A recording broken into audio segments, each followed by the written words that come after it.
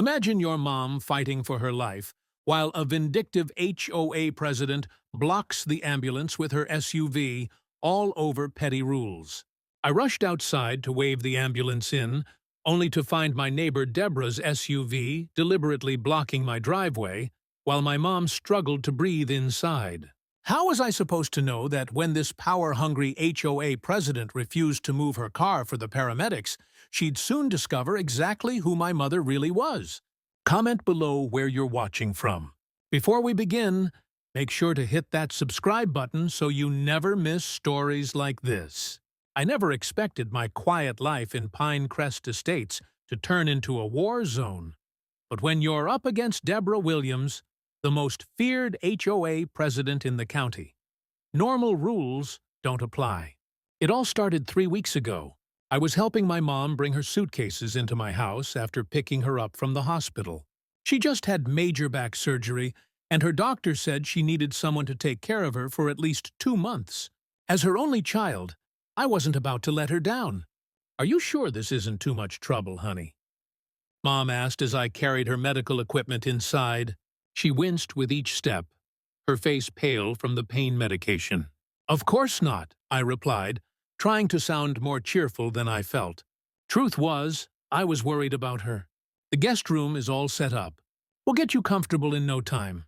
That's when I noticed a woman in a crisp pantsuit watching us from across the street. She had perfectly styled blonde hair and wore the kind of fake smile that makes your skin crawl. "Who's that?" Mom whispered, noticing my stare. "Deborah Williams, HOA president and self-appointed neighborhood sheriff," I explained. "Just ignore her." But ignoring Deborah wasn't possible, as I'd soon find out. The very next morning, while Mom was still asleep, I found a bright orange notice taped to my front door. Violation: unauthorized resident change. All new residents must be approved by the HOA board. Fine, $100 per day until resolved. I ripped it down before Mom could see it. The last thing she needed was stress during recovery. I'd simply explained that Mom was a temporary guest, not a new resident. Reasonable people understand family emergencies, right? Wrong. By that afternoon, my phone was blowing up with texts from Tom, my neighbor, and the only decent person on the HOA board. "Deborah called emergency board meeting about your mom," his message read.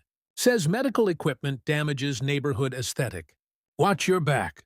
I peeked out my window to see Deborah walking door to door with a clipboard, stopping to chat with neighbors while pointing at my house. My blood boiled, but I kept my cool. Mom needed calm, not chaos. That evening, while helping Mom with her physical therapy exercises, the doorbell rang. There stood Deborah, flanked by 2 other board members.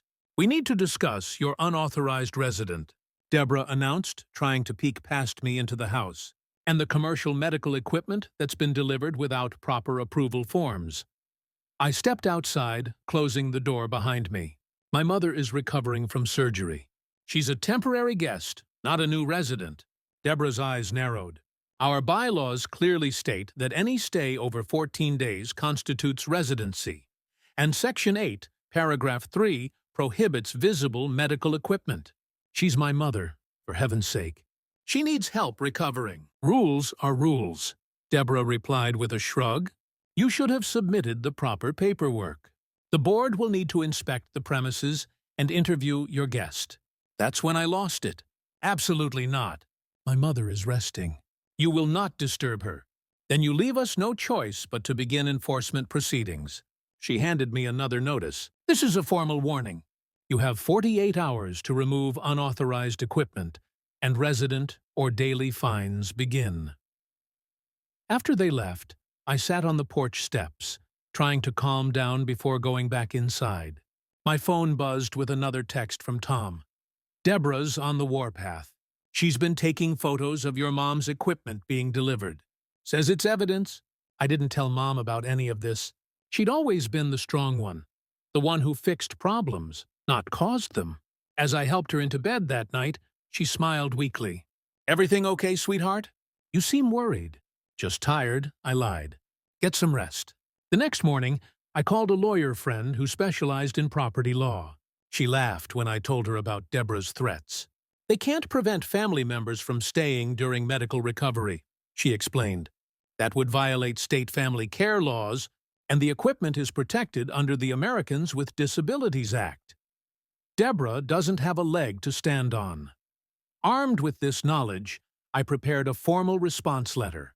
But before I could deliver it, another orange notice appeared, this time with final warning stamped across it. Later that day, I spotted Deborah photographing Mom through our living room window while she napped on the couch. That was the final straw. I marched over to her house and knocked firmly on her door. When she answered, I handed her my lawyer's letter. This explains why your demands are illegal. My mother is staying. The equipment is staying. And if you harass us again, we'll file a formal complaint. Deborah's smile never faltered. Oh dear, threats now? That's another violation. She leaned in close. You must be new here. Nobody wins against me. I've forced out 3 families this year alone. A cold feeling washed over me. This wasn't about rules. It was about power. That night, Mom's breathing seemed off. The surgery had affected her lung capacity, and her medication had side effects the doctors had warned about. I checked her oxygen levels regularly, worried but trying not to show it. I'm fine, she insisted. Just need to adjust to these pills. But I couldn't shake my worry. I set up a makeshift bed in her room just to keep an eye on her through the night. Around 3:15 a.m., I woke to the sound of Mom gasping for air. Her oxygen monitor was beeping, levels dropping dangerously low. I rushed to adjust her position, helping her sit up while reaching for my phone. Hang on, Mom, I'm calling an ambulance. Her eyes were wide with fear as she clutched my hand. This wasn't just a medication reaction. Something was seriously wrong. As I gave our address to the 911 dispatcher, I heard a car door slam outside. Through the window, I spotted Deborah's SUV backing into a position that completely blocked my driveway. What I didn't know then was that Deborah had installed security cameras pointed at my house, had seen the lights come on in the middle of the night, and had decided this was the perfect moment to make her point. As Mom's breathing grew more labored, I saw headlights approaching. The ambulance was almost here, but how would they get to us with Deborah's SUV blocking the only direct path to our door? Little did I know, this was just the beginning of a battle that would shock our entire community and reveal a secret about my mother that even I hadn't fully appreciated until now. That Thursday night started like any other. I was making dinner while Mom rested on the couch, her breathing machine humming quietly in the background. The pasta was just about done when I heard a strange gasping sound from the living room. "Mom!" I called out, turning down the stove. When I rushed in, my heart nearly stopped. Mom's face had turned an awful gray color. Her hands clutched at her chest, and she couldn't seem to get enough air. "Can't breathe!" she wheezed, eyes wide with fear. I grabbed my phone and dialed 911 with shaking fingers. My mother can't breathe. She just had heart surgery last month. "Please hurry." The dispatcher's calm voice kept me focused. "Ambulance is 6 minutes out. Is she conscious? Can you get her into a sitting position?" I propped Mom up with pillows while staying on the line. Her breathing was getting worse by the second. The 6 minutes felt like 6 hours. "They're on their way, Mom. Just hold on," I whispered, holding her hand. When I heard sirens in the distance, relief washed over me. "I'm going to guide them in," I told Mom, squeezing her hand before rushing toward the front door. I flipped on all the outside lights and ran down the driveway to wave the ambulance in.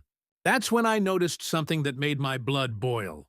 A massive black SUV was parked sideways, completely blocking my driveway entrance.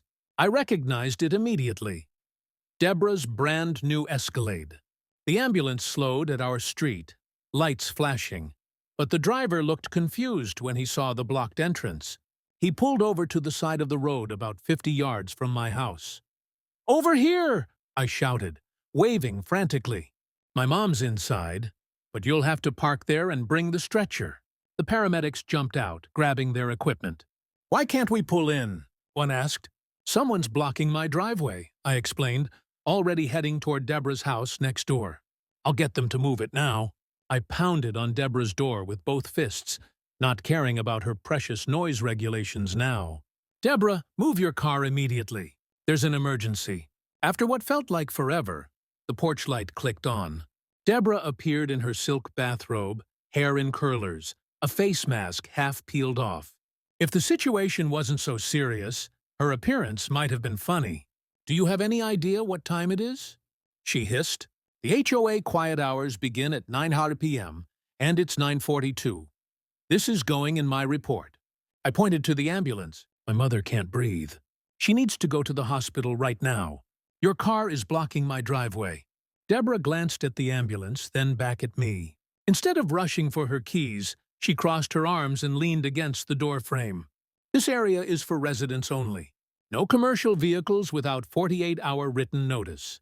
It's in the bylaws, Section 12, Paragraph 8. I couldn't believe what I was hearing. "Are you serious? That's an ambulance. My mother might be dying in there." "Should have followed the rules," she smirked, making no move for her keys. "Actions have consequences." Behind me, I could see the paramedics were already wheeling their stretcher the long way around through the neighbor's yard. They were losing precious time because of this woman's power trip. "You realize you're breaking the law right now?" I said, my voice shaking with anger. "Move your car, or I'll have it towed." Deborah laughed. A sharp, ugly sound. "With what authority? I'm the HOA president. I know exactly what my rights are." Just then, her husband Frank appeared behind her. "What's going on?" he asked, looking concerned when he spotted the ambulance. "The unauthorized resident is having some sort of episode," Deborah said with a dismissive wave. "And they're demanding I move my car, which is parked legally." Frank's eyes widened. "Deborah, that's an ambulance. Just give me the keys." "Don't you dare," she snapped. "This family has violated 3 separate HOA regulations. They need to learn." I didn't have time for this.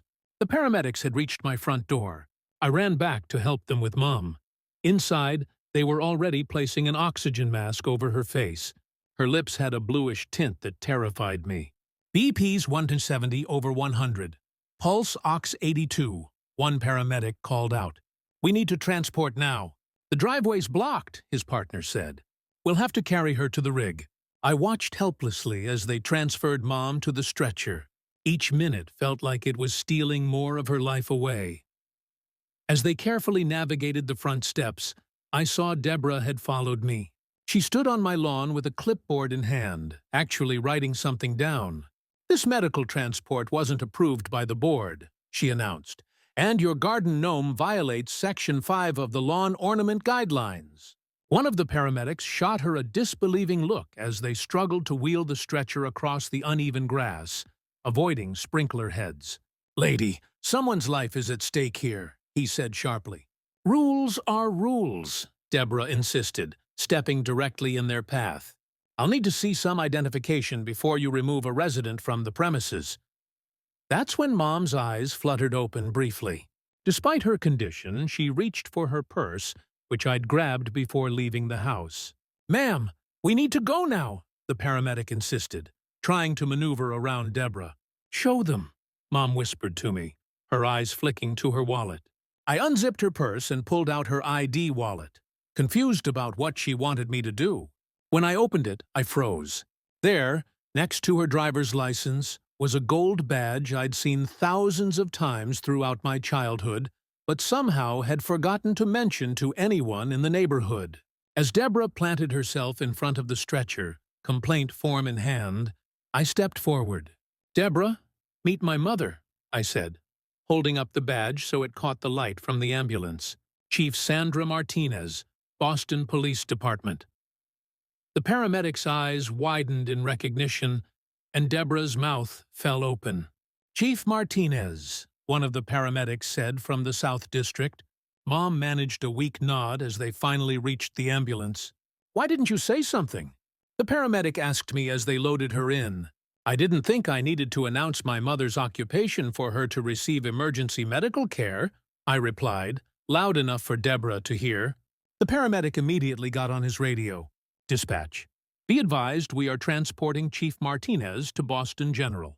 Request police escort." Deborah stood frozen on my lawn, the color draining from her face as the implications sank in. Obstructing emergency services was serious enough. Doing it to the chief of police was career suicide. As I climbed into the ambulance beside Mom, I caught a glimpse of Deborah's face through the closing doors. For the first time since I'd moved in, she looked scared. The ambulance pulled away with sirens blaring, and I held Mom's hand as the oxygen slowly brought color back to her face. But even as I focused on her, one thought kept running through my mind. This wasn't over. Not by a long shot. As we sped toward the hospital, I saw blue lights in the distance coming to meet us, the police escort arriving. Mom squeezed my hand weakly. "Did you see her face?" Mom whispered behind her oxygen mask when she realized who I am. I nodded, surprised Mom could think about that now. "Just rest, please." Mom shook her head slightly. 27 years enforcing the law. Never thought I'd need to fight for my own emergency care. The paramedic checked her vitals again. "BP's coming down, Chief. Try not to talk, okay?" As we merged onto the highway with police cruisers now flanking us, I wondered what would happen when we returned home. Would Deborah apologize? Would she face consequences? Or was this just the beginning of a war I never wanted to fight? My heart pounded as the paramedics struggled to wheel the stretcher around Deborah's giant SUV. Mom's face was turning a scary shade of blue. Every second wasted could mean the difference between life and death. And this woman was standing there with her arms crossed like she was guarding a castle. "You need to move your car right now," I shouted, my voice cracking. Deborah lifted her chin. "I told you already, this is a private community. All emergency services need prior approval from the board." One of the paramedics, a tall guy named Mike, according to his name tag, stepped forward. "Ma'am, we're responding to an emergency call. It's actually against the law to block emergency vehicles, and it's against our community bylaws to have unauthorized residents," she shot back, pulling out her phone. "I'm documenting everything for our records. The board will review this incident." I wanted to scream. My mom was getting worse by the second, and this woman was taking pictures for some stupid HOA meeting. The other paramedic was already checking Mom's oxygen levels, his face serious. "BP dropping. We need to move now," he said to his partner. That's when Mom's eyes fluttered open. Even struggling to breathe, she had that look I'd seen my whole life, the one that said she wasn't going down without a fight. She weakly raised her hand, pointing to her purse that I'd grabbed in the rush. "What does she want?" Mike asked, already preparing to lift the stretcher. I dug through Mom's purse, not sure what she needed. "Mom, we need to get you to the hospital right away." Her fingers weakly formed a gesture I recognized from childhood. She was miming opening a wallet. That's when it clicked. I pulled out her wallet and opened it, revealing her badge and ID. "Check ID," she managed to whisper before her eyes closed again. Deborah was now filming with her phone, narrating loudly. "As you can see, board members, they're delaying medical transport to argue about unauthorized residency. This is exactly why we need stricter enforcement." I stepped directly in front of her camera, holding up Mom's police badge and ID. "This is Chief Sandra Martinez of the Boston Police Department, my mother, the person whose emergency medical care you're blocking right now." The phone lowered slowly as Deborah's mouth fell open. "Chief of—" "You're making that up." Mike the paramedic glanced at the badge and immediately grabbed his radio. "Dispatch, be advised we are transporting Chief Martinez, requesting immediate clearance to Boston General and notification to the department." The radio crackled back immediately. "Copy that. All units be advised. Chief Martinez requires emergency transport. Officers en route to your location." Deborah's face went from red with anger to ghostly white in seconds. She fumbled with her keys. I had no idea. "Why didn't you say something earlier?" "Because it shouldn't matter who my mother is," I shouted, tears streaming down my face now. "She's a human being who needs help." As if on cue, we heard sirens in the distance. Deborah finally moved her SUV, nearly hitting her own mailbox in her panic. The paramedics quickly loaded Mom into the ambulance, hooking her up to machines that beeped with scary urgency. "You can ride with us," Mike told me, his face serious but kind. As I climbed in, I saw 3 police cars screeching into our cul-de-sac, lights flashing.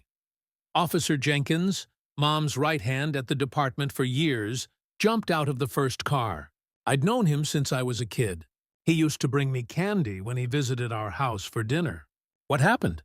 he demanded, his normally friendly face hard with worry.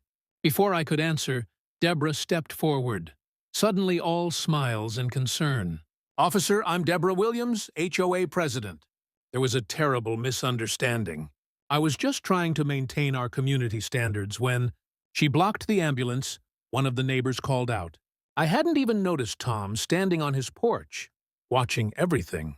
Made them wheel the stretcher all the way around while arguing about HOA rules. Jenkins's face darkened as he looked at Deborah. "Did you deliberately obstruct emergency medical services?" "I didn't know it was the chief," Deborah protested, her voice high and squeaky now. "That's not what I asked," Jenkins said coldly. "And it shouldn't matter who needs the help." The ambulance driver called out. "We need to move now." "Go," Jenkins told me. "I'll follow with escort. We'll deal with this situation after." As the ambulance doors closed, I caught a last glimpse of our cul-de-sac.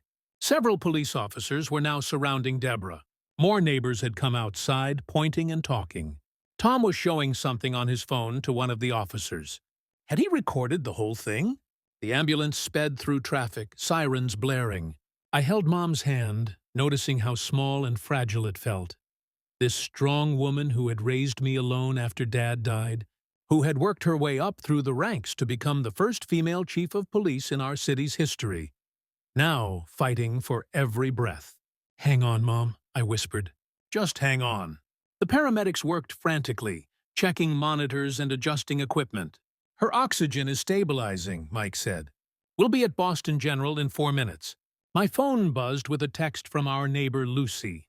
Everyone's talking about what Deborah did. Tom showed police his doorbell camera footage. "She's in big trouble. How's your mom?" I couldn't even type a response. All I could think about was Mom. What if we'd been a few minutes later? What if she'd been alone when this happened? The ambulance radio crackled. "Boston General standing by. Trauma team ready for Chief Martinez on arrival." As we pulled up to the emergency entrance, I saw a line of police officers standing at attention. News vans were already parked nearby. How did they find out so fast? Through the ambulance windows, I caught a glimpse of the hospital director himself waiting with the trauma team. Mike squeezed my shoulder. "Your mom's a fighter, and she's got the whole force behind her." As they wheeled her out, Mom's eyes opened again, finding mine. She squeezed a hand weakly. "Don't let Deborah," she whispered, her voice barely audible under the oxygen mask. "Don't worry about her now," I said. Mom shook her head slightly. "Don't let her hurt anyone else." Even now, barely conscious, she was thinking about protecting others. The doctors rushed forward, surrounding the stretcher with urgent professionalism. As they wheeled her away, one question burned in my mind.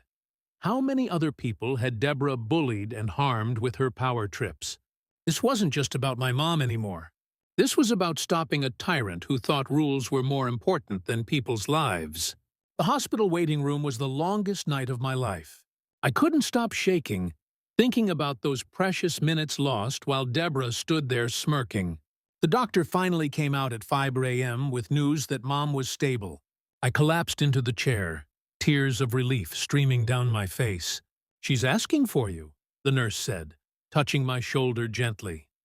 Mom looked so small in the hospital bed, oxygen tubes in her nose, but her eyes were sharp as ever. "Did they arrest her?" were her first words to me. "Who, Deborah?" "I don't know. I've been here all night." Mom pressed a button on her bed, raising herself up slightly. "Call Jenkins now."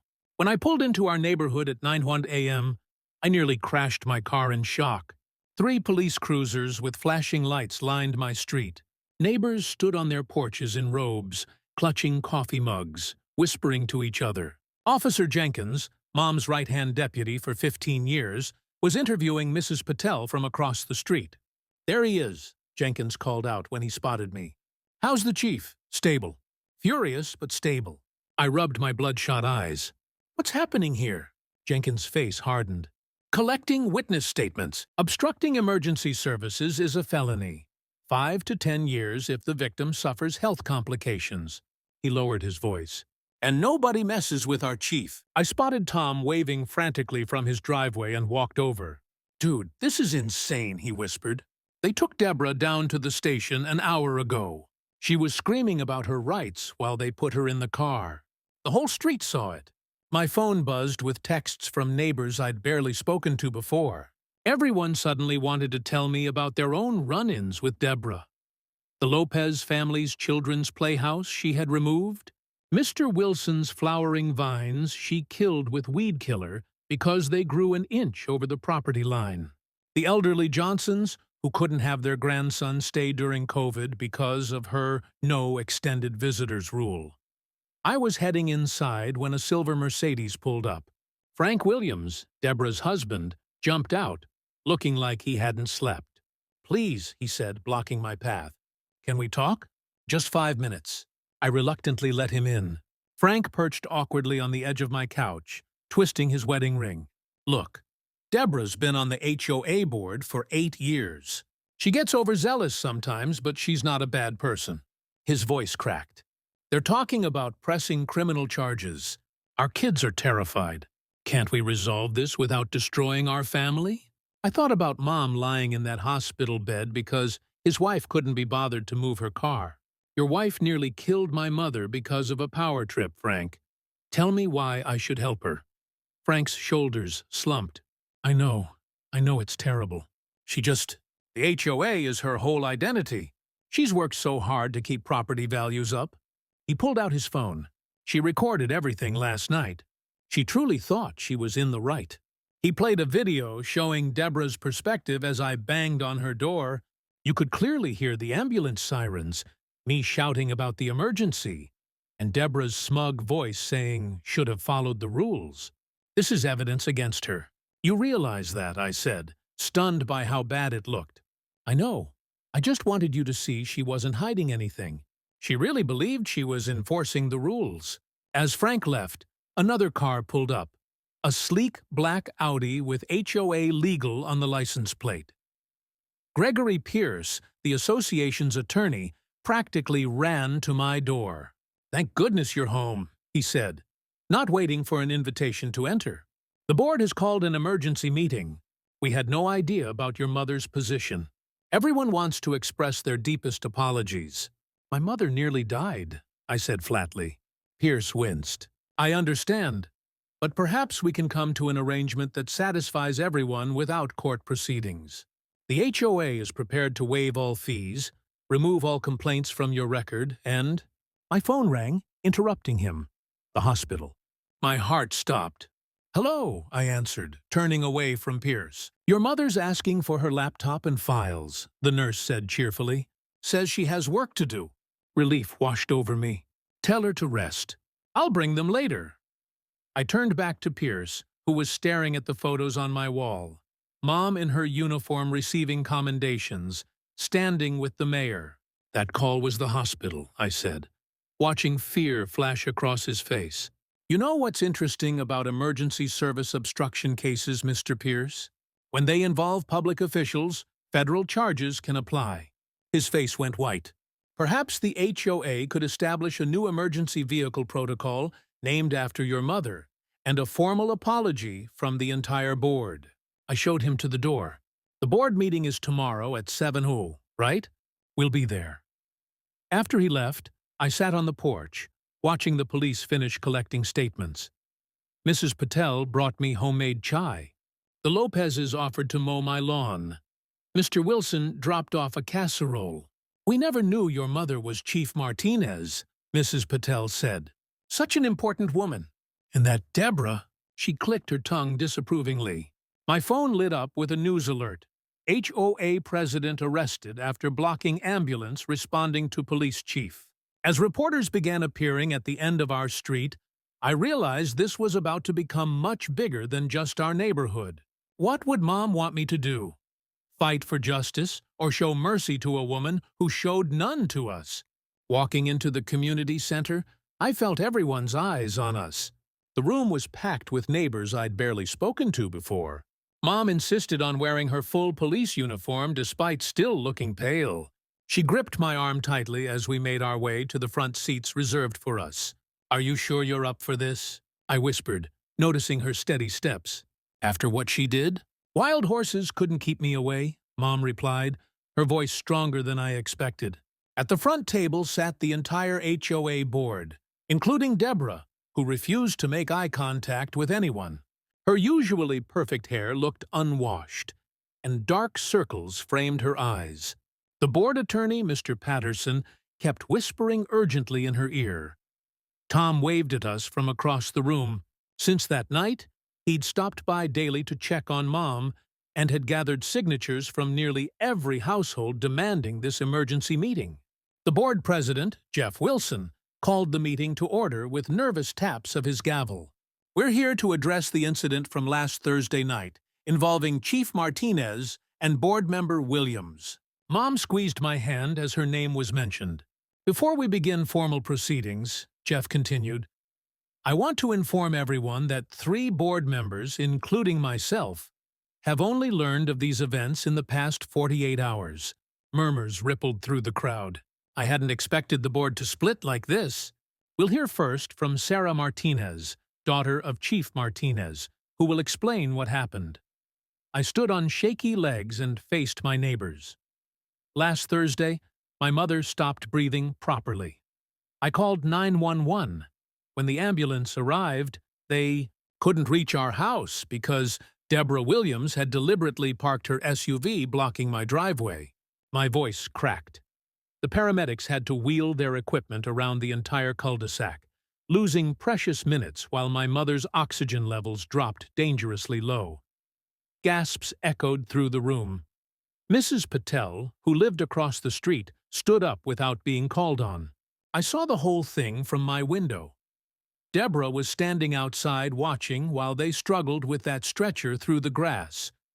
Jeff banged his gavel for order as more neighbors began shouting. "What Sarah isn't telling you," Deborah suddenly spoke up, her voice tight, "is that they've been violating occupancy rules for months. The chief doesn't live here. She's not on the lease. And my mother was recovering from heart surgery," I shot back. "She needed temporary care." Mom tugged at my sleeve. "Let me." She slowly stood, and the room fell completely silent. "My name is Sandra Martinez. I've served as chief of police for 8 years, and on the force for 27. Last week, I nearly died because someone in this room decided HOA rules were more important than human life." Her voice gained strength with each word. "While I was being loaded into that ambulance, fighting to breathe, Mrs. Williams was writing up a violation notice. The paramedics have provided sworn statements to this effect." Deborah's face reddened. "I didn't know you were the police chief. How was I supposed to? Would it have mattered if I wasn't?" Mom interrupted. "If I were a teacher, a store clerk, would my life have been worth less?" The room erupted in applause. Someone in the back shouted, "Resign, Deborah." Mr. Patterson stood. "Chief Martinez, my client deeply regrets the misunderstanding. We're prepared to offer." "This wasn't a misunderstanding," Officer Jenkins called from the doorway. I hadn't noticed him arrive with 3 other uniformed officers. Willfully blocking emergency services is a felony under state law. We have enough evidence to move forward with charges. Panic flashed across Deborah's face. "You can't be serious." "Over a parking dispute?" "Over attempted manslaughter," Jenkins corrected coldly. Frank Williams, Deborah's husband, who I'd barely seen before, approached the front. "Please, there must be another way to resolve this. My wife made a terrible mistake, but she's not a criminal." Mom exchanged looks with Officer Jenkins before addressing the crowd. "I didn't come here seeking vengeance. I came seeking change." She pulled out a folder. "These are safety protocols used by HOAs across the country, ensuring medical emergencies are handled properly. No harassment of residents with medical needs. no blocking emergency vehicles, no fines for medical equipment. She set the folder on the table. I won't press charges on one condition. These protocols are implemented immediately, and Mrs. Williams steps down from the board. The remaining board members looked at each other, then at Deborah. Jeff cleared his throat. I motion to accept Chief Martinez's proposal and implement these safety protocols. Second, another board member quickly added. All in favor? Jeff asked. Nearly every hand in the room shot up. Deborah's shoulders slumped as she gathered her things. You'll be hearing from my lawyer, she muttered, but her threat sounded hollow. As she stood to leave, Tom stepped forward. Before you go, Deborah, I think everyone should know about the other violations you've been selectively enforcing. He unfolded a large document. I've reviewed all HOA complaints from the past year. Interesting pattern. Residents who opposed your personal projects received violation notices at 3 times the rate of your friends. More angry voices filled the room. I hadn't expected this twist. That's slander, Deborah snapped. But Jeff was already reviewing Tom's paperwork with wide eyes. We'll need to review all fines issued in the past year, Jeff announced. Deborah pushed past everyone and stormed out, Frank trailing behind apologetically. After the meeting adjourned, neighbors I'd never spoken to came up to introduce themselves. Mrs. Patel brought homemade soup. Tom and his wife invited us for dinner once Mom felt stronger. I never knew my neighbors before this, I told Mom, as we walked home slowly. It took something terrible to bring us together. 2 weeks later, the new board invited Mom to consult on their emergency protocols, which they named the Martinez Safety Initiative. Deborah and Frank put their house up for sale, unable to face the community. The most surprising change came a month later when I received a certified letter. The HOA was refunding all medical-related fines they'd ever collected and apologizing to affected residents. That evening, as Mom and I sat on the porch watching kids play in the cul-de-sac, she smiled. You know, sometimes it takes one person standing up to a bully to change everything. You mean you? I asked. No, she squeezed my hand. You. You fought for me before anyone knew I was chief. That's real courage. As fall turned to winter, Mom recovered. Enough to return to her own home, but she visited often. I was elected to the new HOA board, where I made sure no family would ever face what we did. Sometimes, when I drive past Deborah's old house, now owned by a lovely family with twins, I think about how one person's cruelty led to an entire community finding its heart. And I wonder if Deborah ever realized that the real power never came from HOA rules, but from neighbors who finally decided to care for each other.